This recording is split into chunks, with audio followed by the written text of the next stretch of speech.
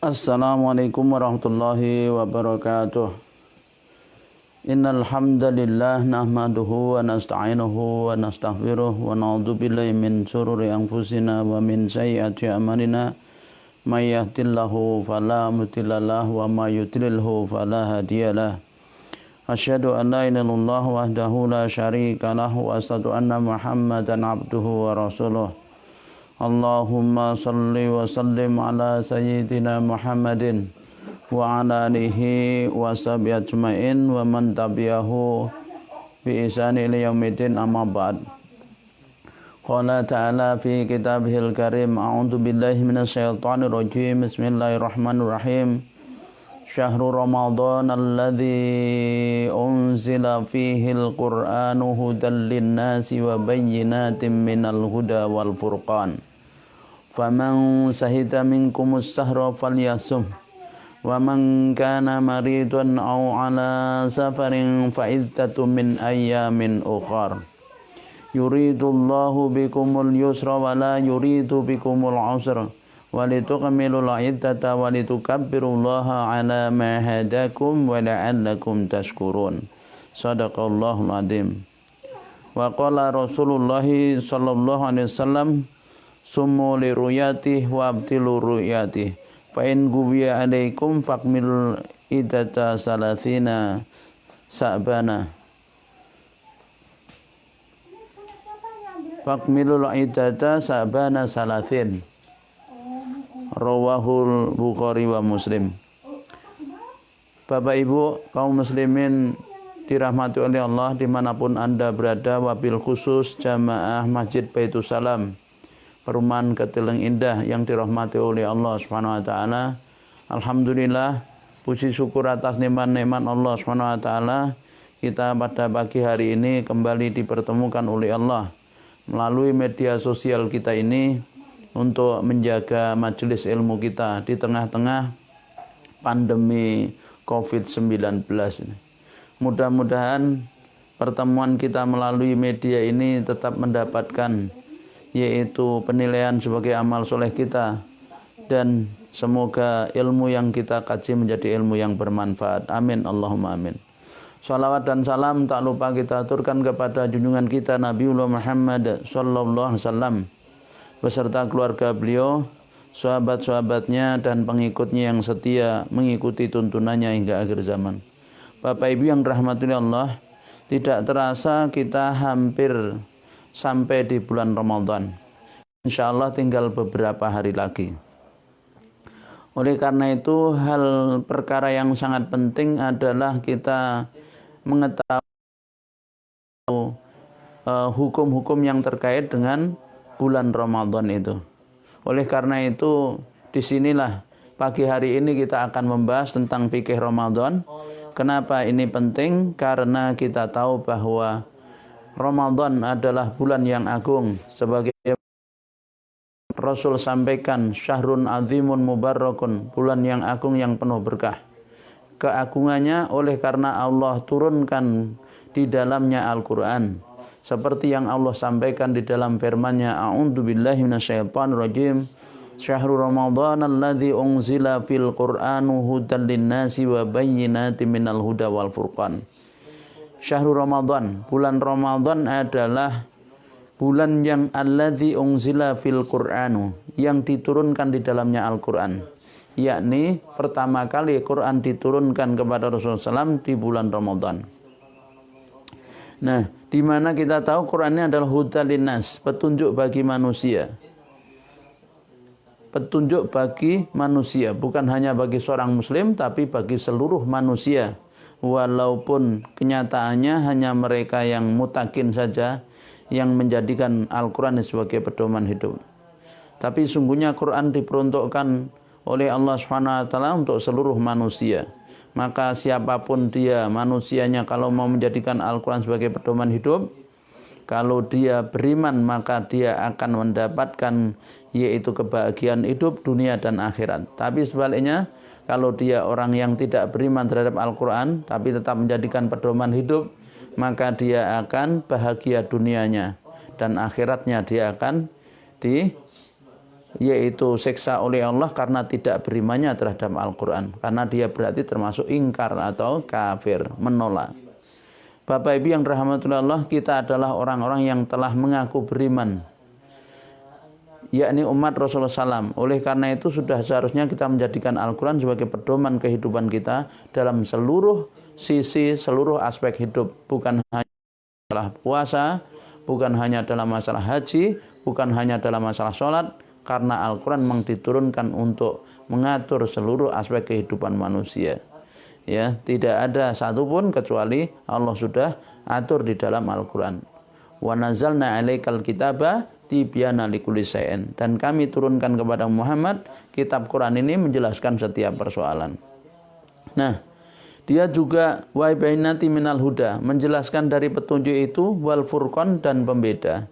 Nah, disinilah Bapak Ibu yang dirahmati Allah, maka Al-Quran adalah juga menjelaskan petunjuk itu sendiri dan membedakan mana yang benar, mana yang salah, mana hak, mana batil. Itulah kenapa sudah seharusnya kita berpedoman pada Al-Quran ketika kita itu ingin kehidupan kita ini bahagia dunia dan akhirat. Bapak Ibu yang dirahmati Allah, lebih-lebih menghadapi bulan Ramadan, maka kita penting mengetahui yaitu fikih Ramadan ini. Nah, apa yang kamu maksud dengan fikih Ramadan adalah fikhu Ramadana huwal ahkamu syar'iyatul muta'alaqatu bi syahri Ramadana min ibadatin wa mu'amalatin wa ghairihima wa yalhaqu bihal ahkamu syar'iyatul lati ta'malu fi syahri Sya'bana wa Syawal. Jadi yang namanya fikih Ramadan, yang kami maksud fikih Ramadan adalah hukum-hukum syara, yaitu al-ahkamu syar'iyyatu, hukum-hukum syara al-muta'alaqatu yang berhubungan dengan bisyahri Ramadan, dengan bulan Ramadan. Min ibadatin, baik perkara-perkara yang masuk kategori ibadah mahdah, wa mu'amalatin, maupun masalah-masalah mu'amalah, wa ghairihima, dan selain keduanya.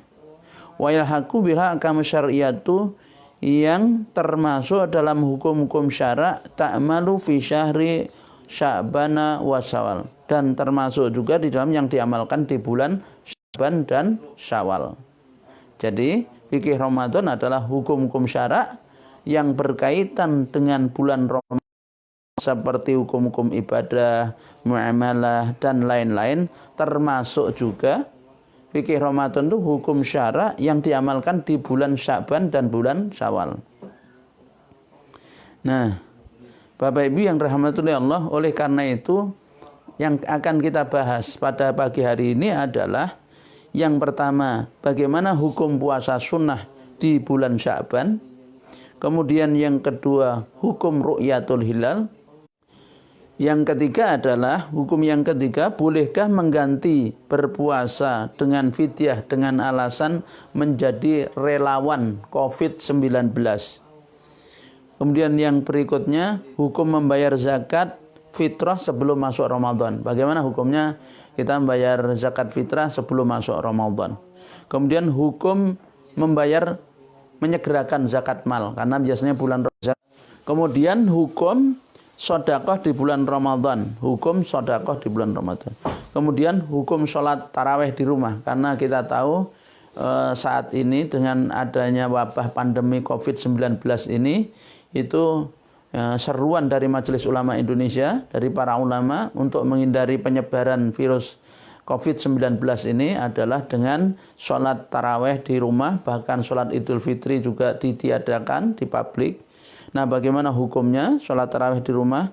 Bagaimana hukum kemudian menukar uang yang tidak senilai menjelang Idul Fitri ini? Biasanya banyak ya masyarakat kita itu nukar uang, ya, tukar uang 100-an ribu ditukar dengan 5 ribuan, dengan 2 ribuan. Itu bagaimana hukumnya? Kemudian hukum sholat Idul Fitri di rumah sendirian itu bagaimana? Karena ini juga sudah ada fatwa bahwa menghindari yaitu berkumpulnya di tempat publik itu. Nah, Bapak Ibu yang rahmati Allah, yang pertama kita akan bahas yaitu hukum tentang puasa sunnah Sya'ban. Kita tahu Rasulullah SAW untuk menghadapi bulan Ramadan itu sejak bulan Rajab. Bahkan beliau berdoa, meskipun hadis ini diperselisihkan ya tentang sahihannya, doa yang sering dipanjatkan oleh Rasulullah SAW yaitu Allahumma barik lana fi Rajab wa Sya'bana wa balikna Ramadan.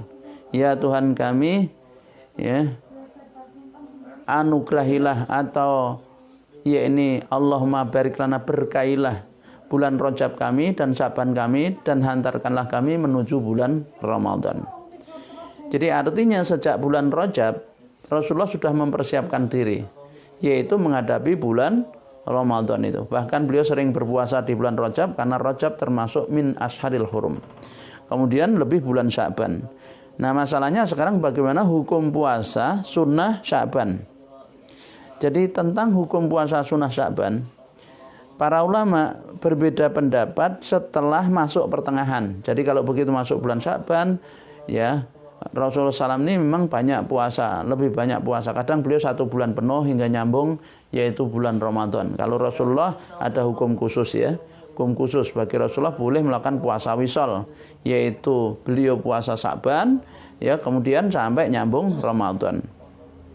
Nah, adapun bagi umatnya, maka hukum puasa sunnah di bulan Sya'ban itu mencapai pertengahan akhir bulan Sya'ban, maka dihukumi oleh para ulama, ada yang menghukumi makruh, ada yang menghukumi haram.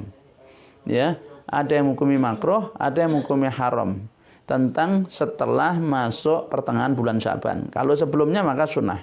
Nah, seperti sekarang ini misalnya, Bapak Ibu mau puasa Sya'ban misalnya, itu ada yang menghukumi makruh, ada yang haram. Bahkan yang paling keras adalah haram. Karena kecuali jika orang itu sudah terbiasa puasa sunnah. Jadi sudah terbiasa sunnah, seperti misalnya sudah puasa Senin Kamis. Jadi kalau misalnya hari ini hari apa? Hari Ahad. Orang yang sudah biasa Senin Kamis, maka besok puasa Senin dia boleh mendapatkan juga puasa sunnahnya karena puasa Senin, bukan puasa Sya'bannya. Ya, atau orang yang sudah biasa puasa Daud. 3 hari berselang itu puasa Daud, sehari puasa sehari tidak. Atau dia sudah biasa puasa sunnah Ayyamul Bid. Nah itu kalau puasa sunnah. Adapun ketika dia puasa wajib, maka boleh. Puasa wajib itu karena qadha, mengqadha puasa Ramadan tahun lalu yang belum dia qadha, maka boleh dia karena dia wajib mengqadha. Atau puasa nazar, karena nazar itu hukumnya wajib misalnya. Nah ini tetap boleh dilaksanakan meskipun sudah masuk akhir bulan Sya'ban. Yang demikian itu bisa kita baca di dalam kitabnya, yaitu Imam Syirazi dalam Al-Muhadzab atau Imam San'ani dalam Subulus Salam. Nah Bapak Ibu yang rahmatullah Allah, dalil keharaman berpuasa sunnah jika sudah mencapai pertengahan akhir bulan Ramadan seperti sekarang ini, bagi orang yang tidak biasa-biasa sunnah sebelumnya, maka adalah hadis Rasulullah SAW, di mana Rasulullah SAW bersabda, "Idza intasofa Sya'ban, fala tasumu hatta yakuna Ramadan." Jika bulan Sya'ban telah mencapai pertengahan, ya, idza intasabur Sya'banu fala tasumu, maka janganlah kalian puasa hatta yakuna Ramadan, sampai datangnya bulan Ramadan. Hadis ini diriwayatkan oleh Imam Ahmad, Abu Daud, At-Tirmidzi, An-Nasai, Ibnu Majah dari Abu Hurairah. Hadis ini menurut Ibnu Hibban sahih. Dan menurut Imam Asyuti hadis ini adalah hasan, sehingga hadis ini bisa dijadikan pedoman. Nah, Bapak Ibu yang rahmatullah Allah, itu tentang puasa di bulan Sya'ban. Nah, kemudian tentang berikutnya adalah ketika orang mau masuk Ramadan, itu sababnya adalah ru'yatul hilal. Oleh karena itu hukum ru'yatul hilal itu hukumnya adalah fardu kifayah. Artinya harus ada sebagian kaum muslimin yang melakukan aktivitas ru'yatul hilal, melihat hilal bulan Ramadan. Jadi pengamatan bulan sabit. Sebab itu menjadi tanda mengawali puasa Ramadan dan juga menjadi sebab yaitu mengakhiri bulan Ramadan atau masuk bulan Syawal, masuk bulan Syawal atau beridul fitri, di mana jumhur ulama telah menetapkan bahwa tanda atau sebab yang sahih untuk masuknya bulan Ramadan dan bulan Syawal, mengawali puasa dan mengakhiri puasa, itu adalah ru'yatul hilal, bukan hisab. Bukan hisab. Ini jumhur ya, bukan hisab. Nah, lalu posisi hisab berada di mana? Posisi hisab itu adalah membantu ru'yat. Ya, sehingga posisi hisab itu adalah untuk menentukan derajat bulannya itu berapa, pada posisi mana dan lain sebagainya ya, sehingga nanti pengamatannya menjadi tepat. Sehingga dia bukan sebab untuk menetapkan masuknya yaitu bulan Ramadan. Meskipun ini tetap ada saja yaitu madhab yang kemudian memakai hisab ya dalam menetapkan itu. Tapi jumhur ulama itu pendapat yang rajih untuk masuk bulan Ramadan itu sebabnya adalah ru'yatul hilal. Nah, demikian kalau kita baca dalam kitabnya Syekh Wahbah Zuhaili Al-Fiqhul Islam wa Adilatuh, yaitu juz yang kedua bab asyam ya, bab puasa itu. Nah, Bapak Ibu yang rahmatullahi Allah, nah, dalil wajibnya ru'yatul hilal ini adalah didasarkan pada sabda Rasulullah SAW, di mana Rasulullah SAW bersabda, "Summu li ru'yatihi wa abtilu li ru'yatihi.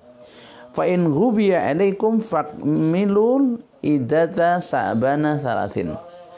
Jadi, sumu berpuasalah kalian li ru'yatihi, karena kalian melihat dia hilal bulan sabit, bulan Ramadan, wa abtiru li ru'yatihi, dan berbukalah karena engkau melihat hilal bulan Syawal.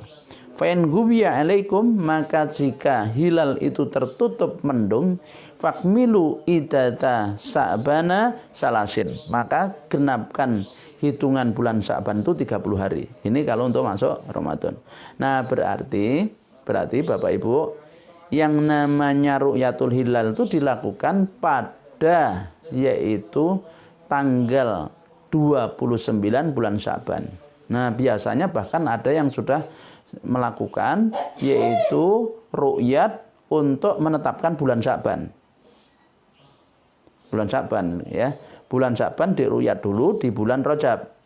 Kalau sudah, maka kemudian nanti bulan Ramadan diru'yat di bulan Sya'ban, yaitu pada tanggal 29 bulan Sya'ban, sore hari itu, yaitu menjelang maghrib ya, melihat ke arah yakni barat ya, sesuai dengan perhitungan hisab pada titik yang mana dia mati. Nah, kalau hilal terlihat, maka kemudian berarti besoknya sudah masuk Ramadan. Kalau ternyata tertutup awan mendung, maka digenapkan usia Sya'ban menjadi 30 hari. Oleh karena itu, tanggal 30 Sya'ban itu termasuk hari syak. Hari syak itu hari di mana mungkin puasa, mungkin tidak. Nah, di sini Bapak Ibu yang dirahmati Allah, kita harus hati-hati. Ya. Nah, sedangkan yang melakukan ru'yat ini adalah karena seruannya itu bersifat am, sumuli ru'yati wa abtiru li ru'yati, maka pendapat yang paling rajih adalah ru'yat satu negeri berlaku untuk seluruh dunia. Ini pendapat tiga mazhab, yaitu Hambali, Maliki, Hanafi. Hanya kemudian Syafi'i, ashab Syafi'i memiliki perbedaan pendapat bahwa setiap daerah punya matlak sendiri-sendiri. Di kalangan Syafi'i sendiri tentang matlak ini, tempat terbitnya bulan itu ada sekitar 6 pendapat yang beredar. Radiusnya berapa yang wajib. Tapi dari berbagai pendapat tadi, 4 mazhab tadi, maka 3 mazhab itu berpendapat ru'yat satu negeri berlaku untuk seluruh dunia. Ya, ru'yat satu negeri berlaku seluruh dunia. Berarti mengawali bulan Ramadan pada hari yang sama, dan mengawali Syawal juga pada hari yang sama dan tanggal yang sama. Bapak Ibu yang dirahmati Allah, nah, jadi kalau ru'yatul hilal sudah terbukti, di mana dengan kesaksian 2 orang, ya, kesaksian 2 orang, ya, itu maka ya berdampak hukum terhadap berikutnya, maksudnya berarti segala akibat hukumnya itu dapat dilaksanakan, seperti niat berpuasa, karena puasa itu niatnya adalah qoblal fajar, sebelum fajar, setiap malam. Meskipun ada pendapat bisa 1 bulan langsung, tapi pendapat ini lemah. Yang lebih kuat adalah setiap malam. Karena mustakil, karena setiap hari itu adalah berdiri sendiri. Kemudian makan sahur dan juga berpuasa. Sebaliknya kalau ru'yatul hilal tidak terjadi, maka berarti ya apa? segala akibat hukumnya tidak sah dilaksanakan. Karena kaidah fikihnya menyatakan la yabqal hukmu ba'da zawalis sababih. La yabqal hukmu ba'da zawalis sababih. Jadi suatu hukum tidak berlaku jika sudah hilang atau sudah tidak ada sebabnya. Nah, jadi suatu hukum itu tidak berlaku jika sudah hilang atau tidak ada sebabnya. Nah, kalau tidak ada sebabnya, akibat hukumnya tidak berlaku. Berarti kalau ada sebabnya, akibat hukum itu berlaku. Nah, sebab masuk Ramadan adalah ru'yatul hilal. Nah, jadi itu. Oleh karenanya nanti Bapak Ibu, tanggal 29 Sa'ban itu pasti ada sebagian kaum muslimin yang harus melakukan ru'yatul hilal. Ya. Jadi fardu kifayah sifatnya. Kemudian nanti kalau sudah berhasil maka diumumkan di publik. Maka sehingga semua terikat dengan itu. Nah, munculnya perbedaan saat ini atau seringkali kita alami itu lebih karena ketidakadanya kepemimpinan yang satu. Jadi ketika kekhalifahan Islam masih ada, ketika kaum muslimin masih punya satu pemimpin seluruh dunia itu, maka bisa bersatu. Tapi begitu kekhilafan Turki Utsmani runtuh itu, sejak saat itulah kemudian kaum muslimin itu berpecah belah, berbeda-beda, bahkan dalam persoalan menetapkan masuk bulan Ramadan atau masuk bulan Syawal. Nah, inilah Bapak Ibu yang dirahmati Allah. Jadi kalau kita lihat terjadinya perbedaan itu lebih aspek politis, ya, aspek politis. Karena perbedaan di kalangan ulama sudah barang tentu karena memang dalil-dalilnya itu adalah tidak qat'i, maka akan terjadi perbedaan. Pasti ada perbedaan. Nah, persoalannya ketika hal itu menyangkut persatuan dan kesatuan umat, maka disinilah harus ada adopsi dari seorang pemimpin yang mengikat kepada seluruhnya. Karena amrul imam yarfaul khilaf. Karena perintah imam itu akan menghilangkan perbedaan. Nah, itu Bapak Ibu yang dirahmati Allah ya. Jadi kalau kita melihat perbedaan saat ini adalah lebih karena persoalan aspek politis. Maka di sinilah kalau kita lihat pentingnya posisi kepemimpinan. Sudah mestinya kaum muslimin itu punya satu pemimpin seluruh dunia itu. Karena demikianlah yang diperintahkan oleh Allah dan Rasulnya. Bersatu. Wa'tasimu bihablillah jami'an wa la tafarruqu. Jadi hendaklah kalian berpegang teguh kepada tali Allah semuanya dan jangan bercerai-berai. Nah, kemudian berikutnya, karena saat ini itu sedang mewabah pandemi COVID-19, kemudian ada pendapat-pendapat yang beredar di masyarakat yang mengusulkan supaya Majelis Ulama Indonesia itu mengeluarkan fatwa bahwa tidak bolehnya untuk tidak berpuasa kemudian bayar fidyah. Puasa mau diganti fidyah karena kondisi yang demikian ini. Nah, ini bagaimana masalahnya? Terutama mereka yang menjadi relawan COVID-19. Boleh enggak mengganti puasa Ramadan dengan fidyah dengan alasan dia menjadi relawan yaitu COVID-19? Jawabannya tidak boleh, ya. Jawabannya tidak boleh. Jadi tidak boleh seseorang karena beralasan menjadi relawan COVID-19 kemudian tidak puasa Ramadan lalu mengganti dengan bayar fidyah. Ini tidak boleh. Tidak boleh itu artinya berarti haram. Ya, nah alasannya kenapa? Kenapa haram? Karena yang namanya fidyah itu, gantuan fidyah, artinya orang tidak perlu puasa Ramadan cukup bayar fidyah, itu hanya dibayarkan oleh 3 golongan saja. Jadi 3 golongan. Ini pendapat yang paling rajih ya, 3 golongan. Yang pertama adalah, yakni golongan pertama ini orang-orang yang tidak mampu berpuasa, yaitu laki-laki, perempuan yang sudah lanjut usia, dan orang sakit yang tidak dapat diharapkan kesembuhannya. Didasarkan pada firman Allah Subhanahu wa taala dalam surah Al-Baqarah ayat 184. Jadi ketika Allah Subhanahu wa taala berfirman ya, dalam surah Al-Baqarah itu firman Allah kan lengkapnya begini. A'udzubillahi minasyaitonirrajim. Ayyaman ma'dudat. Faman kana minkum maridun aw ala safarin fa iddatum min ayyamin ukhra. Wa 'alal ladzina yutiqunahu fidyatun ta'amu miskin.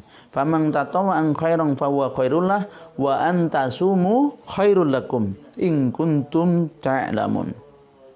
Ayyaman ma'dudat. beberapa hari yang sudah ditetapkan, ditentukan. Yakni puasa Ramadan itu adalah sejumlah hari yang sudah ditetapkan. Ya, yakni 29 atau 30. Jadi tidak ada ceritanya puasa Ramadan 31 atau 28 hari. Tidak, ya, karena umur bulan dalam Islam kalau tidak 29 ya 30.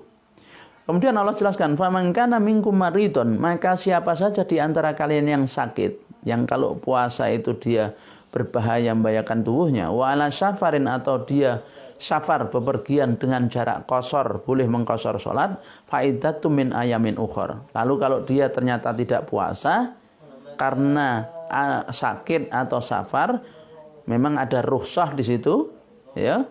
Rukhsah keringanan untuk tidak puasa, ya. Maka wajib mengganti pada hari-hari yang lain di luar Ramadan. Nah, itu orang yang sakit, yang dia sakitnya itu adalah sakit yang tidak terus-menerus, yang maksudnya bukan sakit yang tidak mungkin sembuh, ya. Tapi misalnya sakit yang memungkinkan masih sembuh, maka dia harus mengganti pada hari yang lain. Nah, kemudian wa alal ladina yutiqunahu fidyatun ta'amu miskin. Nah, inilah ayat yang menjadi dasar tentang bayar fidyah itu siapa? Wa 'alal ladzina yutiqunahu, dan atas orang-orang yang mereka tidak kuasa mengerjakannya, fidyatun ta'amu miskin, yaitu membayar fidyah, memberi makan orang miskin. Bapak Ibu yang dirahmati Allah, awalnya kewajiban puasa itu memang boleh. Orang itu misalnya saya nggak puasa ganti fidyah boleh. Tetapi setelah turun firman Allah 185 yaitu di mana di dalam ayat 185 itu Allah berfirman, faman syahida minkumus syahra falyasumhu, maka siapa di antara kalian yang bertemu dengan bulan Ramadan itu maka wajib dia berpuasa. Nah, maka yang dimaksud orang-orang yang tidak kuasa mengerjakannya yang boleh membayar fidyah itu hanyalah yaitu 3 orang. Nah, tiga orang itu. Satu adalah orang-orang yang tidak mampu berpuasa, yaitu laki dan perempuan, ya, yang sudah lanjut usia. Pikun misalnya, ya. Pikun, lanjut usia, udah nggak mungkin lagi kuat puasa, atau orang yang sakit yang tidak diharapkan kesembuhannya, ya, tidak diharapkan kesembuhannya. Nah, jadi ini yang pertama, ya. Nah, itu adalah masuk pada alal ladzina yutiqunahu fidyatun ta'amu miskin, yaitu membayar fidyah, yakni memberi makan orang miskin, ya. Setiap harinya adalah 1 mud. Fidyahnya itu 1 mud itu kurang lebih 6 on. Berarti dalam 1 bulan kalau begitu, kalau kali 30 hari ya 18 kilogram. Diberikan kepada fakir dan miskin atau orang miskin. Nah, jadi yang pertama itu kelompok orang yang dia karena sudah tua, sudah lanjut usia, dan orang yang sakit yang tidak mungkin diharapkan kesembuhannya. Itu.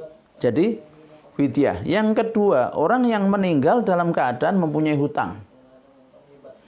Walaupun nanti pada ayat berikutnya itu dikatakan, ya, faman tatawaan. Nih saya lanjutkan dulu, ya.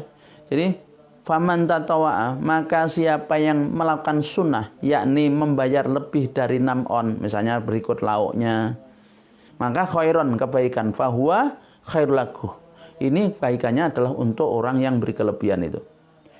Nah, di akhir ayat ini menarik, Allah katakan wa antasumu khairul lakum in kuntum ta'lamun. Puasa itu lebih baik bagi kalian jika kalian itu mengetahui, jika kalian mengetahui. Jadi bagi orang yang dia tadi musafir atau sakit, ya, sakit, sekiranya sakit tidak begitu membahayakan, ya, itu dia mengambil hukum azimah, itu lebih baik kalau dia mampu. Bagi orang yang safar terutama itu safar, ya, orang safar misalnya ke Jakarta, naik pesawat dari Semarang, dari Surabaya hanya 1 jam, 1,5 jam.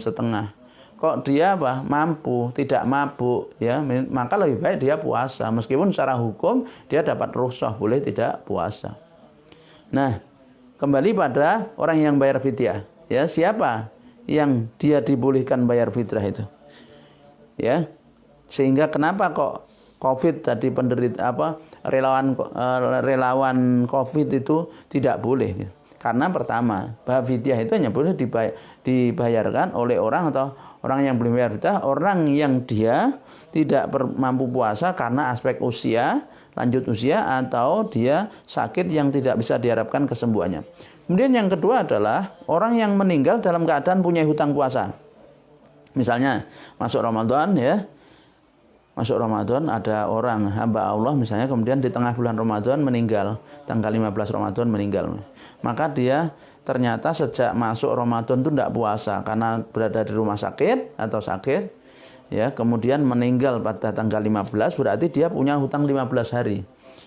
Kalau hutangnya hanya itu ya, maka hutang 15 hari ini boleh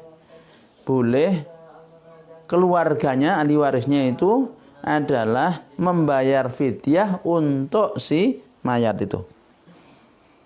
Tidak wajib bagi wali atau orang mati tersebut untuk mengkodoknya dengan puasa. Ya. Kan jadi orang meninggal dalam keadaan punya hutang puasa yang wajib dikodok, dalam hal ini hukumnya boleh. Boleh artinya tidak wajib. Yaitu bagi wali orang yang tersebut untuk ya membayar fidyah, boleh bayar fidyah. Dan terus kalau nggak bayar fidyah gimana? Ya dibayar dengan puasa. Jadi puasa niatnya badal bagi ahli mayit, bagi mayit tersebut. Tapi boleh kalau dia mau fidyah, enggak es di fidyah ibae. Berarti 15 kali 6 on. Nah itu. Ya. Kemudian pendapat bolehnya bayar fidyah bagi orang yang meninggal dalam keadaan punya hutang puasa itu merupakan pendapat beberapa sahabat. Seperti ya sahabat Nabi SAW maksudnya. Seperti Umar bin Khattab radhiyallahu anhu, Ibnu Umar radhiyallahu anhu, Ibnu Abbas radhiyallahu anhu. Ya. Jadi itu diantara ya yang berpendapat demikian. Kemudian yang ketiga yang boleh membayar fidyah yaitu seorang suami yang mengumpuli istrinya pada siang hari bulan Ramadan dengan sengaja dan tidak mampu membayar kafarah puasa 2 bulan berturut-turut dan tidak mampu membebaskan budak. Maka suami ini wajib membayar fidyah yaitu memberi makan 60 orang miskin. Di mana ini didasarkan pada hadis Bukhari dan Imam Muslim. Jadi ketika ada seorang pemuda di masa Rasulullah SAW itu ya datang tahu-tahu kepada Rasul, celaka ya Rasulullah, kenapa celaka? Nah ternyata bulan Ramadan itu siang hari dia ngumpulin istrinya. Jadi yang wajib suami, istrinya gimana? Wajib tidak istrinya itu? Ya, para ulama mengatakan karena istrinya itu dipaksa. Kalau dia dipaksa oleh suaminya maka istri itu tidak wajib membayar yaitu fidyah, tapi dia wajib mengqadha. Ya, mengqadhanya. Bukan membayar fidyah. Jadi mengqadha puasa. Nah, yang bayar fidyah itu suaminya yang kena kafarat 6 kan puasa 2 bulan berturut-turut. Kalau tidak mampu, lah waktu itu kemudian dikatakan lah kamu mampu enggak puasa 2 bulan berturut-turut? Jangankan 2 bulan. Wong sebulan saja enggak mampu apalagi 2 bulan. Enggak tahan deh. Nah, kemudian kalau gitu bebaskan budak, tidak punya harta. Lalu memberi makan 60 orang miskin, tidak punya harta juga ternyata. Kemudian Rasulullah dikasih kurma. Ini dibawa pulang, dibagikan kepada orang miskin. Apakah orang yang paling miskin di kampung kami? Ya. Yang paling miskin di kampung kami itu ya saya ya Rasulullah. Nah Rasulullah SAW kemudian sambil tersenyum ini udah bawa pulang kasih makan keluarga. Nah ini. Jadi yang boleh membayar fidyah itu 3 orang itu. Ya. Jadi tentang bagaimana wanita menyusui dan wanita hamil, pendapat yang kuat Bapak Ibu yang dirahmati Allah tidak boleh membayar fidyah. Tapi dia harus mengqadha puasa. Tapi ada pendapat rincian bagi wanita yang dia itu menyusui tidak kuat puasanya itu karena apa? Itu ada rincian pendapat. Kalau karena yaitu khawatir akan kesehatan dirinya karena tidak kuat puasa karena menyusui anaknya, faktor dirinya, maka sesungguhnya dia wajib mengqadha di hari di mana dia di luar itu harus dia wajib mengqadha. Nah, kalau dia tidak berpuasanya karena khawatir akan anaknya, jadi kalau yang pertama dihukumi seperti orang sakit.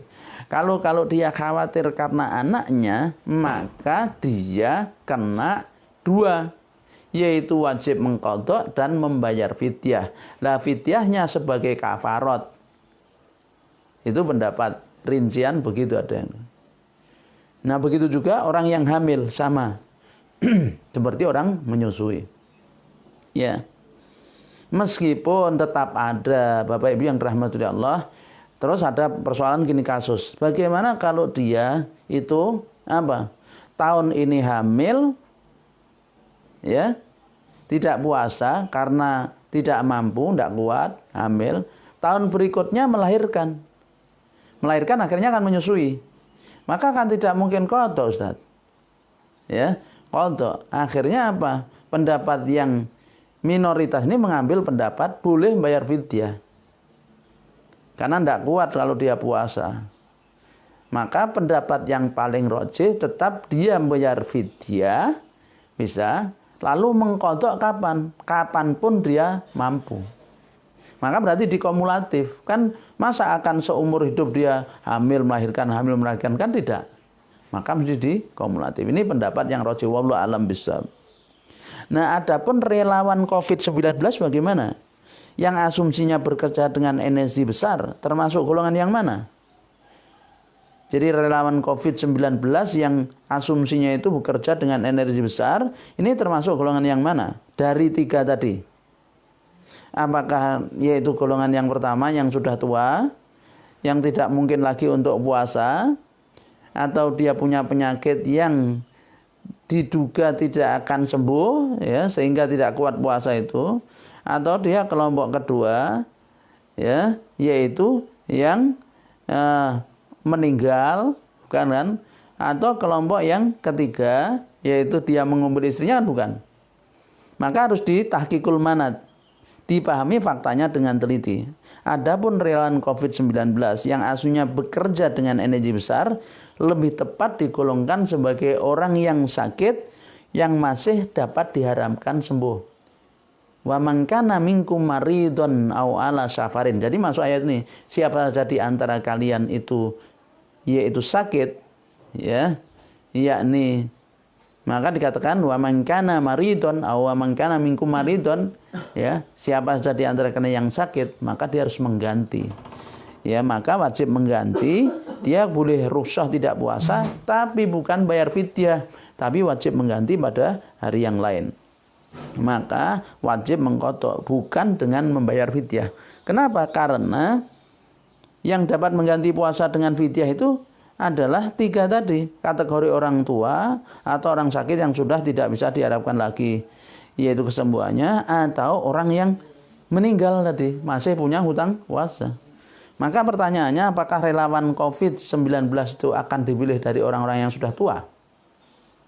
Ya, yang sudah tua atau yang berpenyakit parah, yang tidak diharapkan kesembuhannya? Kan tidak kan? Nah, maka dari situ ya, relawan COVID-19 yang beralasan dengan kerja energi besar, maka ketika dia tidak berpuasa, maka dia dikategorikan seperti orang sakit. Jadi dia ada rukhsah untuk tidak berpuasa, tapi dia wajib mengganti relawan COVID-19 itu pada hari yang lain.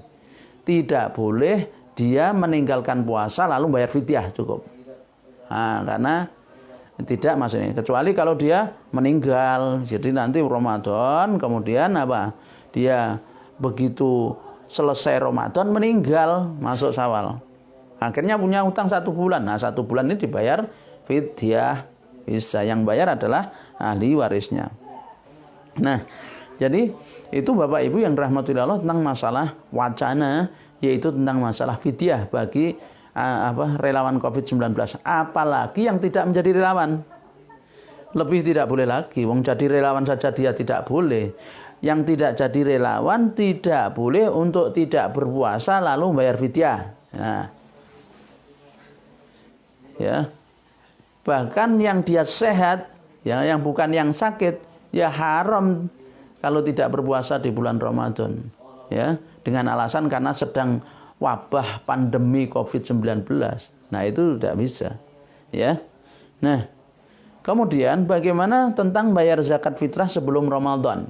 Karena ada juga pertanyaan dari jamaah itu, Ustaz, bagaimana? Boleh nggak bayar fitrah itu disegerakan? Bayar zakat fitrah itu sebelum Ramadan. Maka hukumnya adalah tidak boleh membayar zakat fitrah sebelum bulan Ramadan karena belum terdapat sebab yang disyariatkan untuk membayar zakat fitrah. Sababnya membayar zakat fitrah itu adalah berpuasa atau berbuka. Dua, ya. Berpuasa atau berbuka. Yaitu yang dimaksud berbuka adalah mengakhiri bulan Ramadan, ya, dan memasuki bulan Syawal. Maka begitu masuk bulan Ramadan boleh membayar zakat. Jadi membayar zakat sejak awal itu boleh. Tapi sunnahnya adalah di akhir bulan Ramadan. Jadi begitu misalnya hari ini besok masuk Ramadan. Besok masuk Ramadan. Jangan langsung besok saya bayar zakat daripada lupa. Boleh. Tapi tidak mendapat sunnah. Nah, sunnahnya itu akhir bulan Ramadan. Jadi misalnya hari ke-27, ke-28, 29 atau sebelum turun sholat Idul Fitri sampai. Jadi lebih sunnah lagi adalah yaitu terlihatnya hilal bulan Syawal, ya, hilal bulan Syawal terlihat. Kemudian, ya, saat itu langsung bayar zakat. Kemudian sampai dengan sholat Idul Fitri selesai. Nah, jadi gitu. Ya, maka Bapak Ibu yang dirahmati Allah, maka dari itu tidak boleh mengeluarkan zakat fitrah sebelum tibanya bulan Ramadan. Seperti hari ini, Bapak Ibu mau bayar zakat fitrah, ya tidak boleh, tidak sah. Terus statusnya apa? Ya sedekah biasa. Karena belum adanya sebab dari zakat fitrah itu, yaitu berpuasa atau berbuka tadi. Dua, yaitu mengakhiri bulan Ramadan dan memasuki bulan Syawal. Karena kaidah fikihnya menetapkan gini, la yabqal hukmu ba'da zawali sababihi. La yabqal hukmu ba'da zawali sababihi. Jadi, ya, suatu hukum tidak berlaku jika sudah hilang atau sudah tidak ada sebabnya. Jadi la yabqal hukmu ba'da zawali sababihi. Jadi suatu hukum tidak berlaku apabila sudah hilang atau sudah tidak ada sebabnya. Lah sebabnya membayar zakat fitrah itu kan puasa. Lah sebabnya belum ada, makanya tidak berlaku. Atau sebabnya sudah hilang. Misalnya dia yaitu dan masuk bulan Syawal kan, terus bayar zakat fitrah itu jam 12 misalnya tanggal 1 Syawal, ya sudah tidak sah. Karena sampai selesainya itu sebelum sholat Idul Fitri selesai. Oleh karena itu kenapa sunnahnya sholat Idul Fitri itu adalah diakhirkan untuk memberi kesempatan orang yang belum bayar zakat fitrah itu. Nah, itu tentang zakat fitrah.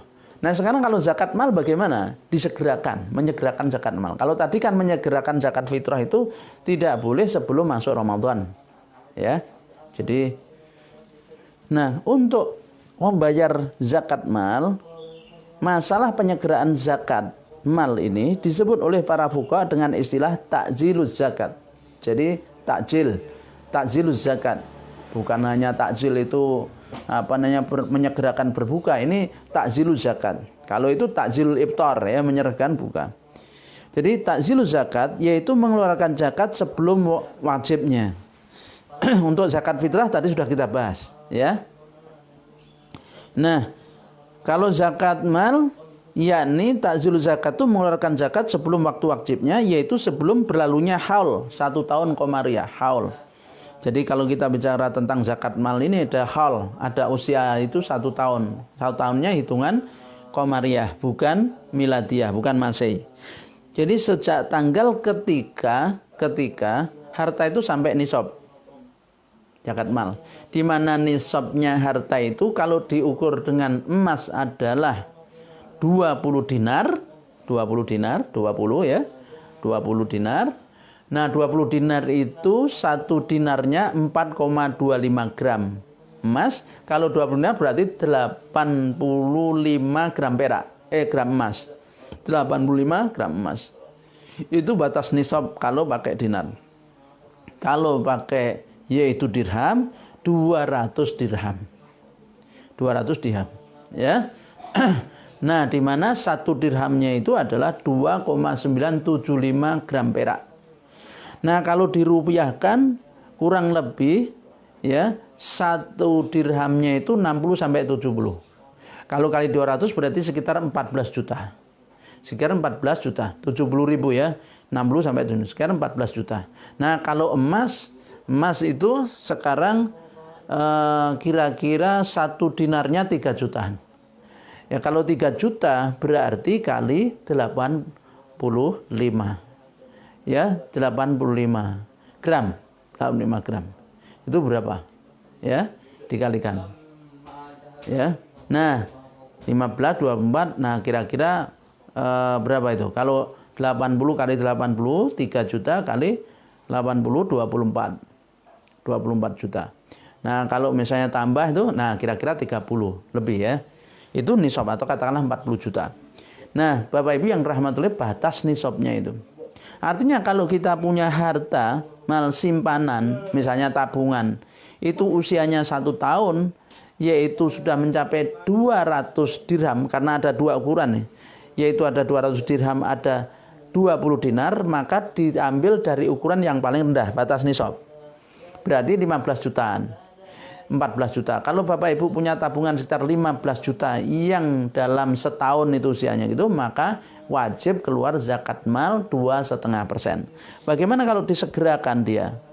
Ya, sebelum usia, sejak nisabnya, misalnya nisabnya itu bulan apa? Kalau sekarang bulan Ramadan misalnya kan Ramadan tahun lalu, misalnya dimulai dari bulan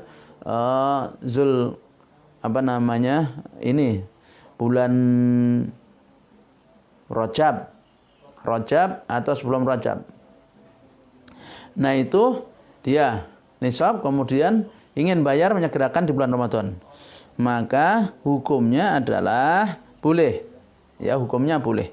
Jadi boleh hukumnya mengeluarkan zakat sebelum waktu wajibnya, yaitu sebelum berlalunya haul 1 tahun komariah, asalkan nilai hartanya sudah mencapai nisab. Asal nilai hartanya sudah mencapai nisab, maka boleh, didasarkan kepada pendapat yaitu Imam Asy-Syaukani dalam kitabnya Nailul Autar, ya, maupun di dalam kitab Al-Mawsu'ah Fiqhiyah. Ya. Dalil yang membolehkan bayar zakat mal sebelum sempurnanya haul, asalkan sudah mencapai nisab, adalah hadis-hadis Nabi berikut. Yang pertama, yaitu hadis dari Ali bin Abi Thalib radhiyallahu anhu. Dia berkata, Annal Abasa sa'ala Rasulullah sallam fi ta'jili shadaqatihi qabla antakhila farakhasa lahu fi dzalik. Jadi Al-Abbas, paman Rasul, pernah bertanya kepada Rasulullah SAW mengenai penyegeraan zakatnya sebelum haulnya. Maka Rasulullah SAW memberikan rukhsah, farakhasa, ya, lahu fi dzalik. Jadi Rasulullah memberikan rukhsah pada yang demikian ini, yaitu keringanan, yakni boleh. Ya, hadis ini riwayat Imam At-Tirmidzi, ya, dan juga Al-Hakim dalam Al-Mustadrak ala Sahihan. Hadis ini dinilai sahih oleh Imam Al-Hakim dan penilaian disepakati oleh Imam Ad-Dhahabi. Yang kedua adalah, Bapak Ibu, bolehnya menyegerakan zakat mal itu hadis dari Ali bin Abi Thalib radhiyallahu anhu bahwa Rasulullah SAW telah bersabda kepada Umar, Inna qad akhadna zakatal abas amal awalil lil am. Sesungguhnya kita telah mengambil zakat dari Al-Abbas pada tahun yang awal, tahun lalu untuk tahun ini. Pada yang tahun awal untuk tahun ini. Nah, dari sinilah Bapak Ibu yang dirahmati Allah, maka berdasarkan hadis-hadis seperti inilah Imam Asy-Syaukani kemudian berpendapat dalam kitabnya Nailul Autar, yaitu bahwa boleh hukumnya menyegerakan bayar zakat sebelum berlalunya haul, walaupun untuk 2 tahun.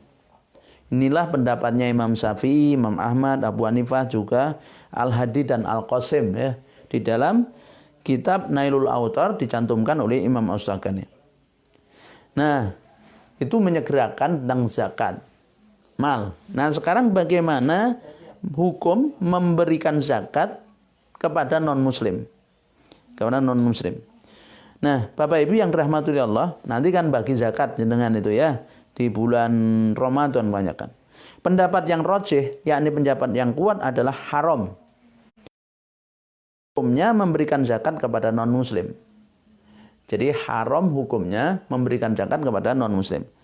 Nah, Syekh Abdul Qadir Zalum menyatakan zakat hanya diberikan kepada mu'alaf yang sudah muslim. Adapun yang masih kafir non-muslim tidak diberikan. Jadi mu'alaf yang sudah muslim. Loh, apa ada mu'alaf yang belum muslim? Ada, maksudnya ada keinginan kuat untuk masuk Islam.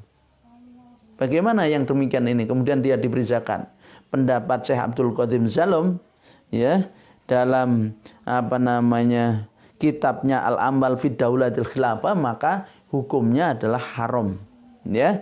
Karena apa?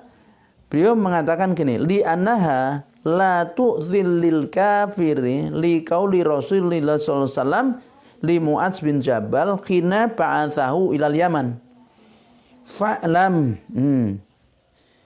Fa'lamhum annallaha iftaratu alaihim ya fa'wandimuhum annallaha iftaratu alaihim shadaqatan fi amwalihim ta'khudhu min agniyaihim wa tarudu ala fuqaraihim. Rawahul Bukhari an tariqi Ibnu Abbas. Karena zakat itu jadi Rasulullah SAW, karena sesungguhnya zakat tidak diberikan kepada orang kafir berdasarkan sabda Rasulullah SAW kepada Mu'adz bin Jabal ketika Rasulullah SAW mengutus Mu'adz bin Jabal ke Yaman. Rasulullah mengatakan, maka beritahukan kepada mereka ya fa'allimuhum, maka beritahukan kepada mereka ya annallaha sesungguhnya Allah iftaratu alaihim mewajibkan kepada mereka shadaqatan, yakni zakat, sedekah yang dimaksud fi amwalihim pada harta mereka. Ta'khudhu min agniyaihim, kamu ambil dari orang kaya di antara mereka, wa taruddu ala fuqaraihim, dan kamu bagikan kepada orang fakir dari mereka. Nah, jadi berdasarkan ini maka hukumnya haram memberikan zakat kepada orang yaitu non-muslim ya, orang kafir. Kemudian bagaimana hukum bersedekah di bulan Ramadan? Bapak Ibu yang dirahmati Allah, bersedekah hukumnya sunnah. Lebih-lebih di bulan Ramadan adalah sebaik-baik sedekah. Ya, bulan Ramadan ini baik-baik sedekah. Rasulullah SAW sabda, an Anas radhiyallahu anhu ya, dari Anas semoga Allah meridhoinya, yaitu su'ila Nabi SAW ditanya, ayus saumul abdul ba'da Ramadana faqala sa'bana di ta'dimi Ramadana. Jadi Rasulullah ditanya, ya Rasulullah, puasa mana yang paling abdul setelah puasa Ramadan? Rasulullah mengatakan puasa Sa'ban dengan maksud untuk mengagungkan bulan Ramadan. Kemudian fa'ayyi sadaqati abdalu, lalu sedekah mana yang paling abdul? Rasulullah mengatakan shadaqatun fi Ramadan, sedekah di bulan Ramadan. Hadis riwayat Imam At-Tirmidzi. Nah, bersedekah ini boleh diberikan kepada orang kafir. Sedekah sunnah ini. Kalau zakat, sedekah wajib, itu tidak boleh diberikan pada orang kafir. Tapi sedekah sunnah bisa diberikan kepada orang non-muslim dengan catatan dia bukan kafir harbi, yakni bukan orang yang sedang memerangi kaum muslimin. Kalau dia satu kaum yang sedang memerangi kaum muslimin, maka haram diberikan kepadanya. Kenapa? Karena itu akan menguatkan mereka. Dasar tentang bolehnya kita sedekah sunnah diberikan kepada orang non-muslim adalah firman Allah di dalam surah Al-Mumtahanah ayat 8. Ketika Allah berfirman, a'udzubillahi minasyaitonirrajim, la yanhakumullahu 'anil ladzina lam yuqatilukum fid-din wa lam yukhrijukum min diyarikum an tabarruhum wa tuqsitu ilaihim innallaha yuhibbul muqsitin.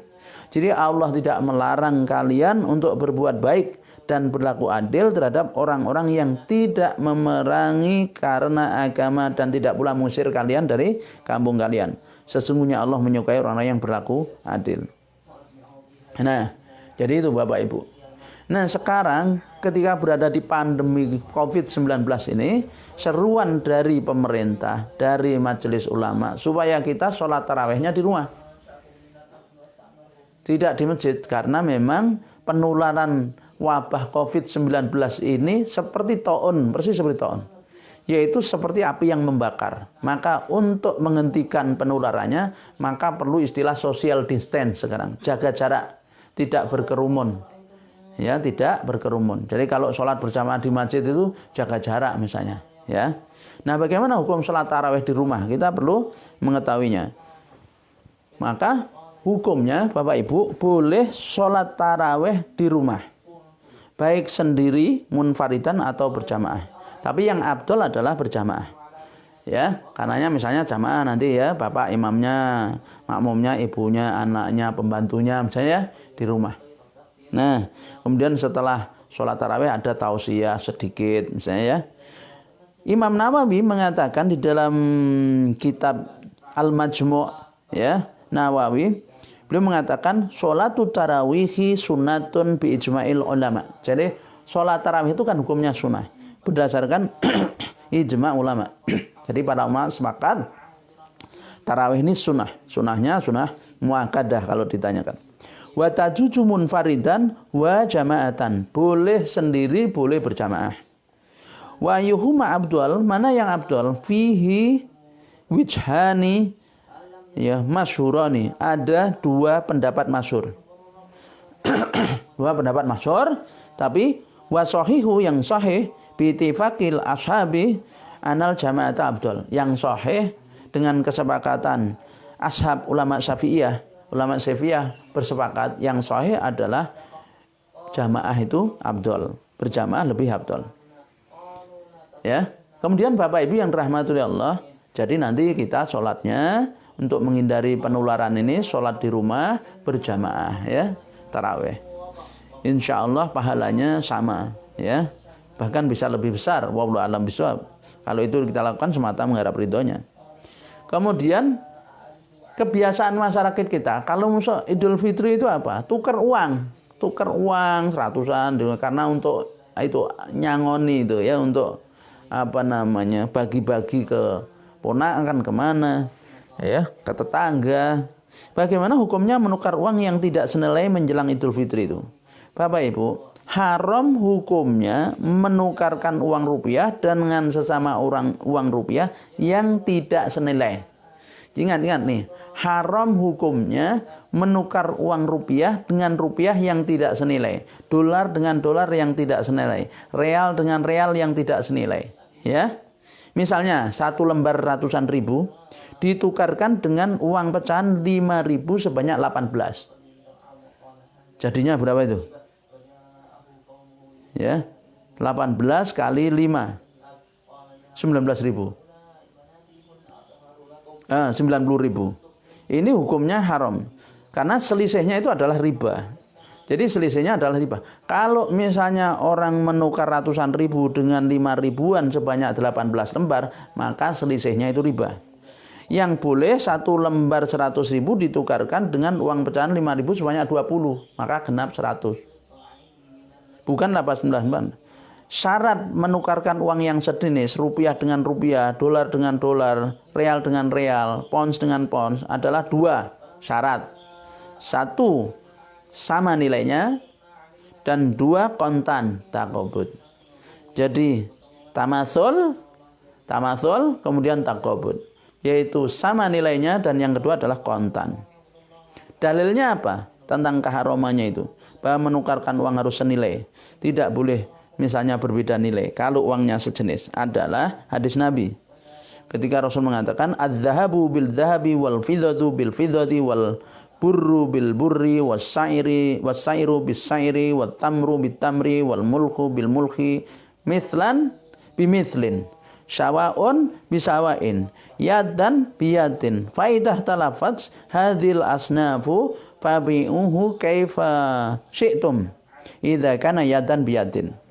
Jadi emas ditukarkan dengan emas, adz-dzahabu bidz-dzahabi, emas dengan emas, wal fiddatu perak dengan perak, wal bur bil bir, gandum dengan gandum, Jawawud dengan jawawud, as-sairu bis sairi, tamr bil tamri, kurma dengan kurma, al-mulhu bil mulhi, garam dengan garam. Harus sama takarannya, mislan bin mislin, sawaun bisawain, sama takarannya. Dan harus dilakukan dengan kotan, yadan biyatin. Dan jika dia berbeda jenis, maka jualah sesukamu asalkan dilakukan dengan kontan. Jadi kalau misalnya dolar dengan rupiah boleh berbeda asalkan kontan. Rupiah dengan real boleh beda asalkan kontan. Syaratnya hanya satu, kontan kalau beda. Ya. Nah, Bapak Ibu yang dirahmati Allah, itu masalah tukar, menukar uang. Nah, sekarang yang terakhir adalah hukum sholat Idul Fitri. Ya, hukum sholat Idul Fitri. Dilakukan di rumah bagaimana? Karena ini juga seruan pemerintah, karena memang bahayanya virus corona ini dalam penularannya, maka ya menurut kajian ilmiahnya dan memang begitu seperti taun sistem penularannya, maka ditiadakan sholat Idul Fitri di publik. Bagaimana hukumnya? Sholat Idul Fitri hukumnya sunnah muakkadah menurut mazhab Syafi'i. Dikerjakan di musola atau di masjid atau tempat lapang. Sebagaimana dikatakan oleh Imam Nawawi dalam kitabnya Majmu'. Ya. Nah, namun jika karena uzur, uzur misalnya karena Anda sakit atau karena Anda uzur lain, bolehkah dikerjakan sendirian di rumah? Menurut Imam Muzani, muridnya Imam Syafi'i dalam kitab Mukhtasarul Al-Um, jadi jilid 8 halaman 125, beliau mengatakan wa yusallil idainil munfaridu fi baitihi wal musafiru wal abdu wal mar'atu. Jadi sholat Idul Fitri dan Idul Adha boleh dilakukan di rumah oleh seorang secara sendiri munfarid, demikian juga oleh musafir, budak dan perempuan. Jadi hukumnya boleh. Kalau munfarid ya tidak ada khutbahnya. Tapi kalau berjamaah bisa khutbah. Yang satu sebagai imam sekaligus khotib. Tapi kalau munfarid berarti hanya 2 rakaat tanpa ada khutbah. Ya, tapi kalau berdua, bertiga nih ya, paling minimal bertiga, itu yang satu khutbah. Ya. Kemudian sekaligus imam. Jadi sholat dulu 2 rakaat, kemudian khutbah. Nah gitu. Jadi oleh karenanya Bapak Ibu yang dirahmati Allah, nah pemahaman ini hendaknya kita sebarluaskan kepada saudara-saudara kita muslim yang lain yang belum sempat menyimak ya penjelasan saya ini. Mudah-mudahan ini menjadi ilmu untuk menghadapi datangnya bulan Ramadan. Ya, sehingga bulan Ramadan kita ini betul-betul kita isi dengan amalan soleh. Ya, mudah-mudahan dengan penjelasan ini menjadi ilmu bagi kita dan menjadi ilmu yang bermanfaat, membuat kita bertambah taat kepada Allah Subhanahu wa taala. Dengan ketaatan kita kepada Allah ini, semoga Allah Subhanahu wa taala segera mengangkat wabah pandemi COVID-19 ini sehingga kembali kita bisa beraktivitas normal ya dan lebih bermanfaat kepada orang lain. Wallahu a'lam bishawab. Saya mohon maaf kalau ada tutur kata yang kurang berkenan. Akhir kalam kita tutup dengan kafaratul majlis. Bismillahirrahmanirrahim. Subhanakallahumma wa bihamdika asyhadu an la ilaha illa anta astaghfiruka wa atubu ilaik. Jangan lupa di bulan Ramadan diperbanyak yaitu membaca doa mohon kepada Allah agar kita terhindar dari wabah COVID-19. Doa yang diajarkan Rasul, Allahumma inni a'udzubika minal barosi wal jununi wal judami wa min sail asqam. Allahumma inni a'udzubika minal barosi wal jununi wal judami wa min sail asqam.